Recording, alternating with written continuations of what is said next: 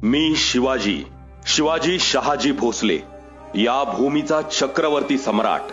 आम्हाला या भूमीत विलीन होऊन आज 400 वर्षे झाली।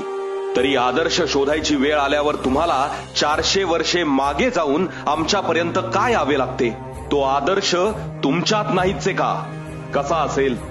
तुमच्या रक्तातच भेसळ झाली आणि तो आदर्श विकला गेला अवघ्या काही स्वार्थात। म्हणून आम्ही काल वाऱ्याच्या एका तडाख्यात पडलो त्या राज्यात जिथे आम्ही जन्माला आलो, लढलो, घडलो आणि काल अखेर तुमच्या राज्यात पडलो। कीव येते मला तुमच्या फुटकळ विचारांची। आणि खबरदार याला स्वराज्य म्हणाल तर हे स्वराज्य नाही, दिल्लीचं तख्त राखणारं स्वराज्य आहे आमचं।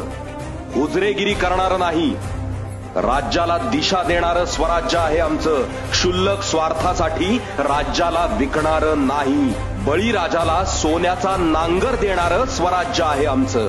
त्याला फाशीचा दोर देणारं नाही, सर्वसामान्य जनतेला करमुक्त करणारं स्वराज्य आहे आमचं। त्याच करातून भ्रष्टाचार करून स्वतःचे इमले बांधणारं नाही।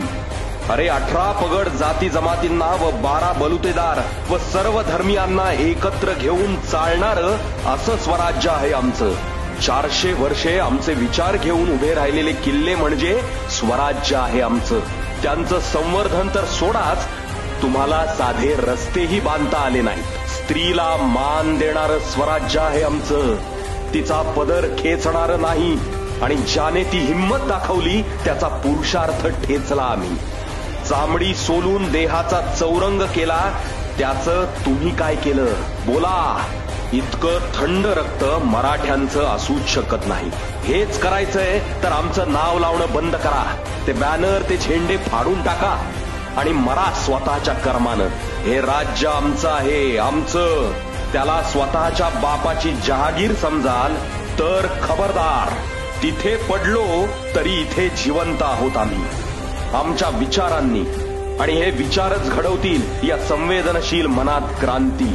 राजे आहोत आम्ही, पण हात जोडून विनंती करतो, वेळ गेलेली नाही, जागे व्हा आणि आपल्या धमन्यांमध्ये जागवा मर्द मराठ्यांचं सळसळतं रक्त।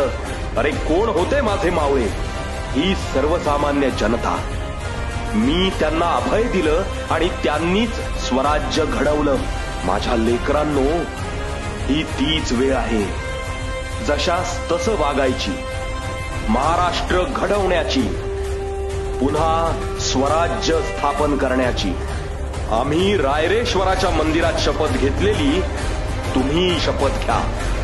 माझ्यासोबत म्हणा, हा महाराष्ट्र आपला आहे, त्याचं रक्षण करणं, महाराष्ट्र अस्मिता राखणं हे माझं कर्तव्य आहे। बोला, हर हर महादेव, हर हर महादेव।